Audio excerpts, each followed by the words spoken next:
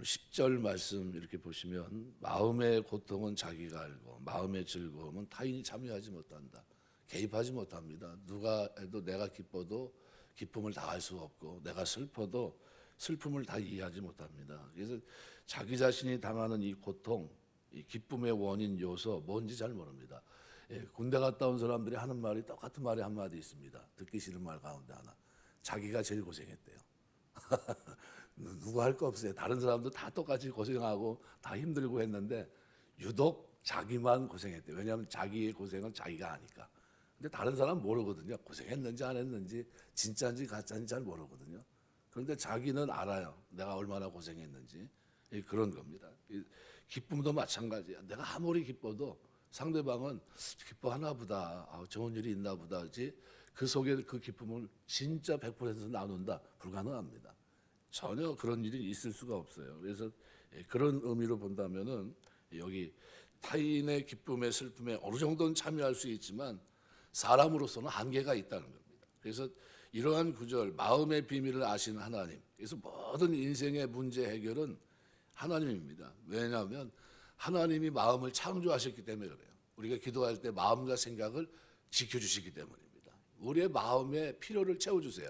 내가 기쁜지 슬픈지 고통 속에 있는지 그거를 사람들은 이해하지 못하는데 누구나 아세요? 하나님은 아세요. 정확하게 아십니다. 뭐가 필요한지.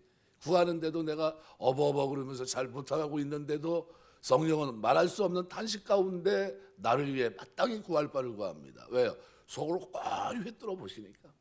하나님 앞에 기도하시길 주의 이름으로 축원합니다. 내 마음과 기쁨을 하나님이 정확하게 헤아리세요. 그래서 진짜 필요한 대로 해주십니다. 하나님은 그렇게 선하신 분이에요. 우리가 아무리 힘들어도 여러분 돌아온 탕자가 달려오는데 사실은 그거 매 맞아 죽어야 되거든요. 돌 맞아 죽어야 되는 겁니다. 룰은 그 룰이에요.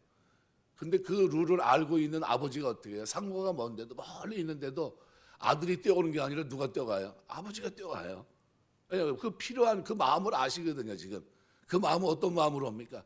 아유 내가 가서 품꾼의 하나가 됐으면 좋겠다. 아버지 아들은 그만두고 내가 줄이진 않았으면 좋겠다. 그런 심정을 가지고 어떻게 해요? 죄된 마음으로 돌아오는데 그런 죄된 마음, 회개하는 마음 가지고 돌아오는 아들을 가서 감싸는 게 누굽니까? 아버지예요. 우리 하나님입니다. 왜? 그 마음을 아시니까. 그러니까 우리가 중심을 하나님 앞에 여러분들 드리시길 주의 이름으로 축원합니다. 하나님 이게 내 진심입니다. 이게 중심이고요. 이게 내 변함없는 하나님을 향한 늘 기도입니다. 이게 중요합니다. 그러면 하나님이 그 기도를 들으세요. 그래서 우리 마음과 고통, 즐거움은 오직 홀로 짊어지거나 느껴야 되는데 우리는 그러지 못합니다. 우리에게는 우리 마음을 온전히 이해하고 그 마음에 참여할 수 있는 분이 계신데 바로 하나님이십니다. 하나님은 우리의 모든 필요를 다 채워주세요. 그러니까 인간의 마음을 지으신 하나님은 우리 자신보다도 우리를 더 잘 아시고 이해하십니다. 그분은 우리의 머리카락도 다 세신 바 되고 헤아리신 바 됩니다. 우리의 마음의 사정, 소원, 우리의 형편, 희노애락을 하나님은 다 아세요. 기도하기 전에 뭐 때문에 어떻게 살고 있는지를 다 아시는 겁니다. 저는 양의 문에 그죠? 견디고 계시는 그 모든 것을 그 추위를 견디고 있는 그 예수님의 모습을 한번 가만히 생각해 보죠. 우리 영혼을 살리기 위해서 내 영혼을 살리기 위해서 나를 지키고 있는 그 예수님의 모습 한번 생각해 보세요. 나를 위해 십자가 지신 그 예수님 그리고 나를 어디요 영광의 보좌 앞에 이르게 하기 위해서 오늘도 어떻게 최선을 다 이끄시는 그 예수님 목자로서 나를 이끌어 가시는데 어떻겠습니까? 그분이 목자가 돼서 인도하시는데 부족함이 있겠습니까? 다윗은 부족함이 없다고 표현한 겁니다. 왜? 너무나 완벽하니까 결과가 뻔하니까 그 결과가 너무 선명하니까 뭐라고 얘기합니까? 내가 여호와의 집에 영원히 거하리로다. 왜요? 왜 필연적인 거예요? 그분이 이렇게까지 해서 나를 사랑하시고 그분이 이렇게까지 나를 인도하고 있다면 불보듯 뻔하지 않습니까? 그러니까 그걸 확신하는 거예요. 그러니까 살아가는 동안 양은 뭐의 음성만 집중합니까? 목자의 음성만 집중하는 거예요. 왜? 거기에 생명줄이 있으니까요. 우리가 인생의 모든 문제 해결자는 오직 누구예요? 하나님입니다. 도울임이 없는 인생을 의지하지 말라. 호흡이 끊으면 당일에 그 도모가 무너진다. 우리가 살아가는 동안 하나님 의지하시고 하나님 앞에 기도하시고 마음의 사정을 알으시길 주의 이름으로 축원합니다. 한나처럼 하나님 앞에 마음을 통하는 거예요. 기도하면서 하나님 내가 이렇습니다. 나 힘듭니다. 어렵습니다. 이걸 어디 가서 사람에게 가서 하소연하면 저 사람이 왜 나한테 와서 저러나 그럽니다. 뭐 그럽니다. 그런데 하나님 앞에 가서 하소연하면 어떻게 해요? 문제를 해결해 주십니다. 이거 우리가 이 신앙생활은 누구예요? 하나님 앞에 자꾸 엎드려야 돼요. 엎드려서 기도하고 시편 33편 15절 보면 저는 일반의 마음을 지으시며 저희 모든 행사를 감찰하시느니라. 그러니까 행사를 지금 우리 마음을 감찰하십니다. 하나하나 모든 일을 하는 것들 하나하나 그 행위까지도 어떻게 해요? 다 하신다는 겁니다. 베드로전서 5장 7절 너희 염려를 다 주께 맡겨버리라. 이는 저가 너희를 생각하고 있다. 권고하고 있다. 하나님 우리를 생각해 주십니다. 세상에서 우리를 생각하는 유일한 분이 누굽니까? 하나님이에요. 아주 가장 좋은 생각, 가장 선한 생각, 가장 나에게 유익이 되는 생각을 누가 하세요? 사람이 아니라 하나님이 하세요. 나를 구원하신 그분이 바로 그 일을 하십니다. 우리가 여러분 흔들리지 않고 살아가는 동안 오직 주님 앞에 마음의 사정을 알게 되시길 주의 이름으로 축원합니다. 이게 신앙생활은 뭡니까? 내 사정을 자꾸 알아야 돼요. 하나님 앞에. 나 이런 사람이고 하나님 이게 잘 안 됩니다. 이거 좀 고쳐주시고요. 내가 좀 변화되고 하나님 뜻대로 살려고 하는데도 이 잘못된 습관이 바뀌지가 않습니다. 그러면서 어떻게 그것 때문에 고민하고 매달리고 그러는 겁니다. 그러면서 신앙생활하면서 성화의 인격, 아름다운 모습을 갖춰가고 그러는 거죠. 예수 믿고 그 다음 날서부터 완전히 성자가 되고 그러지 않습니다. 그런 분이 있으면 좀 저 좀 소개 좀 시켜줘봐요. 어떻게 됐는지. 저도 빨리 좀 됐으면 좋겠습니다. 안 돼요, 잘. 제가 그게 목사인데도 잘 안 됩니다. 할 만큼 해본 것 같은데도 참 힘들어요. 그러니까 아주 고통입니다, 그게. 11절 오늘 말씀해 보시면은 이렇게 표현합니다. 악한 자의 집은 망하겠고 정직한 자의 장막은 흥하리라. 앞에 있는 이 악한 자, 정직한 자, 결국 뭘 얘기하냐면 마음이 악한 자, 마음이 정직한 자를 얘기합니다. 그러니까 악한 자가 정직한 자보다 먼저 나오는 것은 악한 자가 정직한 자보다 현실적으로 많다는 겁니다. 다수다는 거예요, 다수. 그러니까 악한 자에 대해서 고정된 거주지라는 의미를 말하는 집, 바이트라는 단어를 썼어요. 악한 자는 어때요? 견고한 집을 쓰고 있는데 비해서 정직한 자는 이동식 텐트 의미가 강한 장막, 오엘이라는 단어를 썼습니다.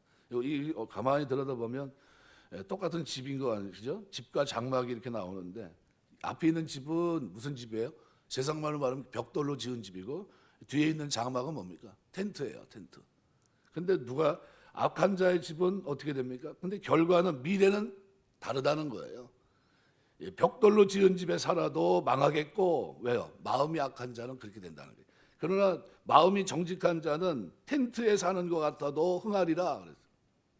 우리가 살아가는 동안 텐트에 살아도 흥하는 정직한 자의 마음을 가지고 사는 여러분 되시길 주의 이름으로 축원합니다. 망하겠고 흥하리라 이렇게 표현하고 있는데 망하겠고라는 이 단어가 수동 미완용되어 있습니다.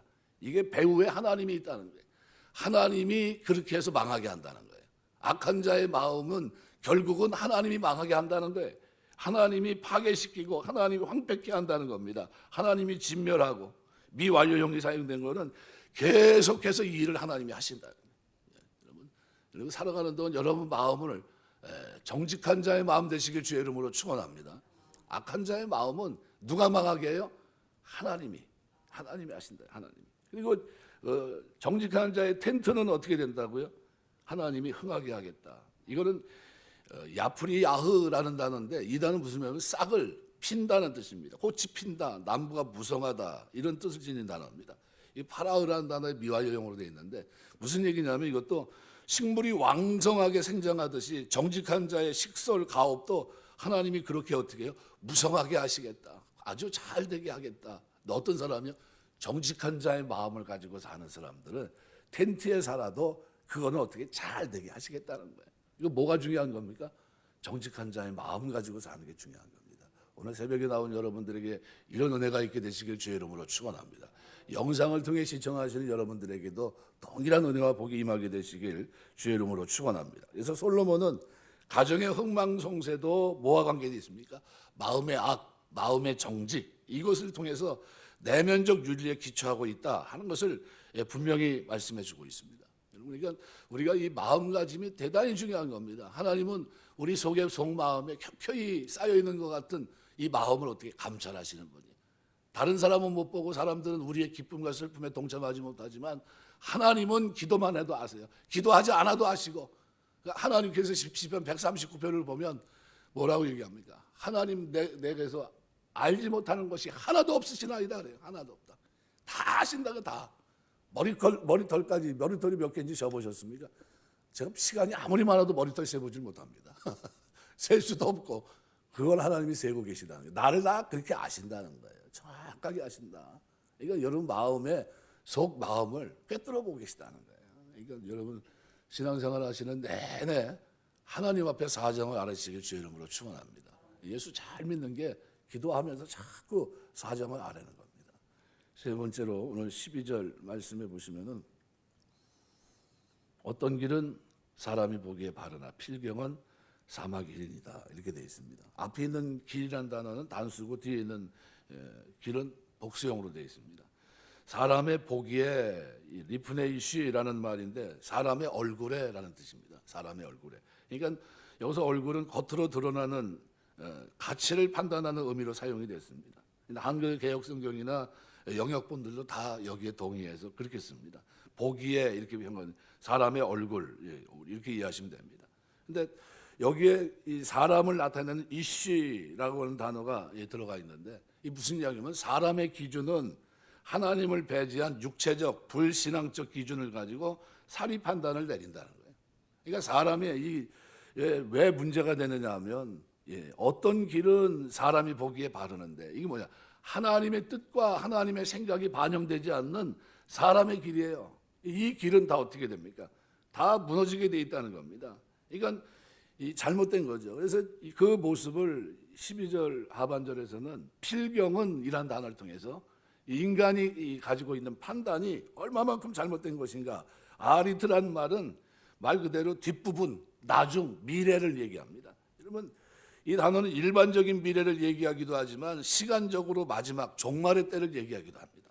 그러니까 하나님을 배제한 사람의 판단의 귀결은 아주 보다 확실하게 나타내기 위한 의도로 쓰였습니다. 어떻게 될까요? 그러면 뻔하다는 겁니다. 어떤 길은 사람의 보기에 바르나 필경은 어떻게 해요? 사망의 길이다. 왜요? 그 모든 생각에 누가 들어가 있지 않아요? 하나님의 뜻 그게 들어가 있지 않아요. 이거 결국은 그거 다 망한다는 겁니다. 그래서 이 상반절이 이 길이 단수가 되어 있고 하반절은 복수로 되어 있습니다. 사람이 하나님을 배제하고 그 나름의 판단에 근거해서 최선의 길이요 지혜로운 길로 여겼던 그 길, 참되고 유일한 성공길로 여겼던 그 길이 사실은 질비하게 놓인 파멸의 길 가운데 하나에 불과하다. 그거를 얘기하고 있는 겁니다. 여러분 우리가 살아가는 내내 하나님 의지하시길 주의 이름으로 축원합니다. 인간의 생각을 의지하지 말라는, 사람 의지하지 말라는 겁니다. 하나님 앞에 맡기고 가야 돼요. 그래서 여기 이제 결국은 모든 것들이 다 누와 관계 있으면 하나님 앞에서 기도하면서 여러분이 말씀 붙잡고 살아가는 게 미련한 게 아닙니다. 이게 지혜로운 거예요. 그래서 사람이 걷는 길이 어떤 길은 사람의 보기에 바르나 필경은 사망의 길이다. 여러분 노아 시대 노아의 판단 가만히 생각해 보십시오. 노아 시대 사람들은 하나님의 경고에도 불구하고 한결같이 세상은 망하는 일이 없을 거다 이렇게 판단했습니다. 노아의 가족만 세상은 망할 것이다 라는 판단을 가지고 하나님 명령대로 방주를 짓습니다. 결국 노아는 8식구만 하나님의 홍수와 심판으로 구원을 받습니다. 인간이기 때문에 가질 수밖에 없는 부족함과 연약함이 바로 이런 부분입니다. 그러니까 사람들의 판단은 어때요? 다 똑같이 그렇게 생각하고 있어도 그게 잘못될 수 있다는 겁니다. 그게 하나님의 뜻에 적되고 결국은 멸망할 수 있다는 겁니다. 그래서 인간의 판단은 항상 오류 가능성을 안고 있습니다. 아무리 자기가 옳다고 판단하고 대다수의 사람이 판단에 동의하고 지지한다 할지라도 그래도 그릇된 판단일 수 있다는 겁니다. 그래서 우리는 자신을 지나치게 과신하고 자신의 판단을 절대 신뢰하는 어리석음을 범하지 말아야 됩니다. 하나님이 함께하지 않는 모든 인간의 생각과 판단은 이미 모든 것이 죽음과 사망의 길로 향하고 있다는 것을 우리가 알고 있어야 됩니다. 그러므로 연약한 인생인 우리는 스스로 그 어리석음과 우둔함을 인정하고 절대 오류가 없으신 하나님의 판단, 하나님의 말씀을 의지해서 그 말씀에 순종하고 필경 사망의 길이 아닌 생명의 길로, 그죠? 생명의 길은 뭡니까? 의의 길. 거룩한 길입니다. 하나님 앞에 경건하고 사람들 앞에 의를 행하는 길이에요. 계명을 지키는 길이고 구원받은 자의 성화의 삶입니다. 그래서 고린도서 8장 2절 만일 누구든지 무엇을 아는 줄로 생각하면 아직도 마땅히 알 것을 알지 못하는 것이요 그랬습니다. 고린도서 2장 9절 보면 하나님이 자기를 사랑하는 자들 위해 예비하신 모든 것은 눈으로 보지 못하고 귀로 듣지 못하고 사람의 마음으로도 생각하지 못하였담과 같으니라. 우리가 살아갑니다. 인간은 유한성과 불안정성을 아주 가지고 있는 연약함을 가지고 있는 인생이라는 것을 잊지 마셔야 됩니다. 말씀을 맺겠습니다. 오늘 세 개의 경구를 우리가 생각해 봤습니다. 생각한 그대로 마음 이거죠. 마음을 헤아리신 하나님 앞에 부르짖게 되시길 주의 이름으로 축원합니다. 거기에 답이 있어요. 그래서 그러면 어떻게 해요? 무릇 지킬 만한 것보다 더욱 내 마음을 지켜라. 생명의 근원이 이에서 남이니라. 마음을 하나님이 기도할 때 꽉 붙잡아줘요. 말씀의 울타리 속에 살 수 있도록 경건하고 거룩하게 살 수 있도록 의를 행하며 살 수 있도록 붙들어줍니다. 필경 어떤 길을 걸어갑니까? 선한 길. 그래서 정직한 자의 길을 걷게 하고 마음도 정직한 자가 되고 그래서 살아가는 내내 조금 부족한 것 같은데도 하나님은 어떻게 합니까? 12절 보니까 어떤 길은 사람이 보기에 바르나 필경은 사망의 길입니다. 어떤 자의 악한 자의 집은 어떻게 해요? 망하지만 어떻게 돼요? 정직한 자의 장막은 흥합니다. 우리가 텐트에 살아도 정직한 자의 마음을 가지고 사는 그들은 어떻게 해요? 하나님이 살려주시겠다는 거예요. 그 흥하게 하겠다는 겁니다. 어떤 길은 사람이 보기에 바르고 그러나 필경은 사망이다. 사람의 판단은 사람들이 동의하고 괜찮아 하지만 요즘 우리가 어떤 시대에 삽니까? 동성애 시대에 삽니다. 동성애 그죠? 소수 인권, 성소수자 소수 인권을 어떻게 해요? 살려줘야 된다. 뭐 이렇게 얘기하는 사람들이 있어요. 말이 안 되죠. 이게 뭡니까? 서로 동의해주고 있는 겁니다. 그죠? 하나님 앞에 죄인데 사람들이 괜찮아 그 정도는 뭐 다 이해해. 동성애 목사도 있는데 뭐 이렇게까지 얘기합니다. 그 말도 안 되잖아요. 근데 그 길은 뭡니까? 필경은 사망의 길이에요. 왜요? 동성애 자체가 뭡니까? 하나님이 금한 겁니다. 죄입니다. 아주 큰 죄예요. 로마가 망했을 때도 소돔 고모라 성이 망했을 때도 뭡니까? 동성애예요. 마찬가지 우리 시대에도 이 동성애가 합법화돼 가고 있다는 거죠. 이거 마지막 시대에도 결코 자유롭지 않습니다. 그게 뭐예요? 뻔하다는 거예요. 그 길이. 그래서 어떤 길은 사람이 보기에 바르고 사람들이 동의해주고 괜찮아 그 정도는 이해해줘야지 뭐 이렇게 얘기해도 필경은 뭡니까? 사람의 판단과 결과 속에 일어나는 이 모든 것들은 결국은 망하는 겁니다. 결국은 하나님 앞에서 어떻게 사망의 길입니다. 그런데 우리 그리스도 안에서 우리가 걸어야 될 길은 뭡니까? 의의 길입니다. 하나님 말씀을 쫓아 구원받은 자가 걸어가는 말씀을 쫓아 살아가는 삶입니다. 왜 그렇게 삽니까? 라고 질문하면 여러분 꼭 마음속에 그렇게 생각하셔야 됩니다. 구원받고 하나님이 이 길을 걷게 하신 거다. 이거는 영광스러운 길이라는 거예요. 마지못해 걷는 걸음이 아닙니다. 이렇게 살면 천국 가는 게 아니고 이미 그리스도의 공로로 은혜로 믿음으로 구원받게 하셨기 때문에 내가 이 길을 걷는다라는 거예요. 이걸 분명히 여러분 마음속에 새기고 살아가는 내내 의의 길, 거룩한 길, 생명의 길 걸으면서 하나님 앞에 영광 돌리며 부족하지만 계속해서 그 삶을 유지하고 이어가고 조금 잘못하면 회개하고 철저히 그 길을 걸어갈 수 있는 저 여러분 되시길 주의 이름으로 축원합니다. 기도하겠습니다.